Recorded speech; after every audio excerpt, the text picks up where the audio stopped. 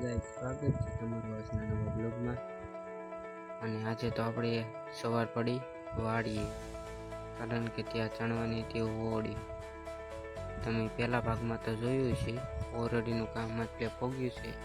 અને આ છે બીજો દિવસ, અને આટલા સુધીનું કામ થયું છે, જોઈ શકો છો ગાઈસ. અને હવે અંદર જઈને તમને બતાવું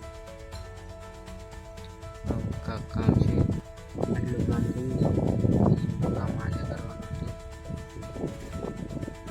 હવે જોઈ શકો છો આટલી ઈંટો પડી છે અને રેતી પણ પડી છે.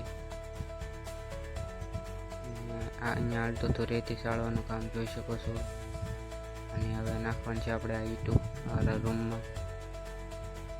પછી તો બોલાવી બાકાજી કે ભાઈ આપણે હવે નાખવા મળ્યા રેતી.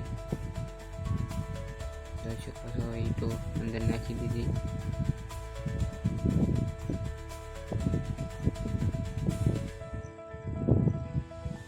ઈંટોનો ઢગલો થઈ ગયો છે ગાઈસ. અને હવે પાવાનું છે આપણે પાણી સંતરનું, એટલે આપણે ચડી ગયા માથે ગાઈસ. પાઈ દેવી બ્લોગમાં. અને આજે તો પૂગી જાય આપણે અવાણિયા મોડલ સ્કૂલ. અને જોઈ શકો છો તમે ગાઈસ, ચાર તો જોવા મળી આપણે ચારણ કન્યા.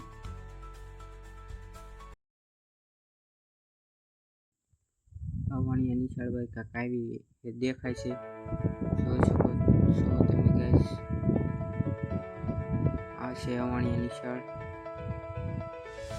અને આપણે આટો મારી લીધો છે, અને પછી નીચે ઉલ્યા વસવી ગાઈસ. જોવો તમે આવું કાંક છે. અને અહીંયા કાંક ભગવાન સંદેશો આપતા હોય એવું દર્શાવવામાં, એવું ચિત્ર દર્શાવેલું છે. પછી આપણે બહાર એવા અને ઘરે જવા નીકળ્યા.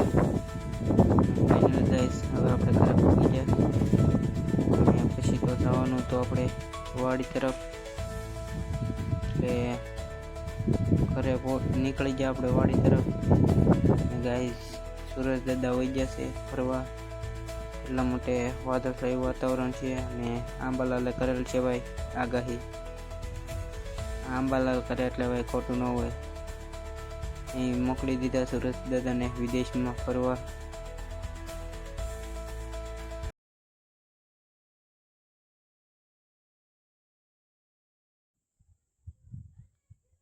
પછી તો ગાઈસ આપણે નીકળ્યા વાડી તરફ.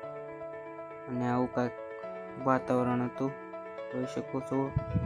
આ વાડી પાસેથી ઉતારેલું છે. અને ફાઇનલી ગાઈસ આપણે વાડીએ પહોંચી ગયા. અને વાડીએ જાવીને જમરૂક ના ખાઈ એવું તો બને જ નહીં. પછી તો ગાઈસ ઘરે આવી ગયા. અને ત્યાં તો આવી ગયો વરસાદ, જોઈ શકો છો ગાઈસ. વરસાદ શરૂ છે. અને વરસાદ થોડોક આવ્યો અને વયો ગયો, એટલે આવું કાંક વાતાવરણ છે, જોઈ શકો છો તમે. આપણે કાળા કોળાના અંદર લઈ લીધો, સાદનું પલ્લી ન છે એટલે. પછી તો કંઈક સાફ પાડીને જોયું, ત્યાં તો લાઈટ જ નહીં. અને પછી તો આપણે વૈયા માથે. રાત્રિનો નજારો કાંક આવો દેખાય છે ગાઈસ, જોઈ શકો છો તમે. અને લાઈક, શેર અને સબસ્ક્રાઈબ કરતા જજો. અને આપણે આવા બ્લોગ કેવા લાગે છે કોમેન્ટ કરવાનું ભૂલતા નહીં. અને મળીએ નવા બ્લોગમાં. Tata, bye bye.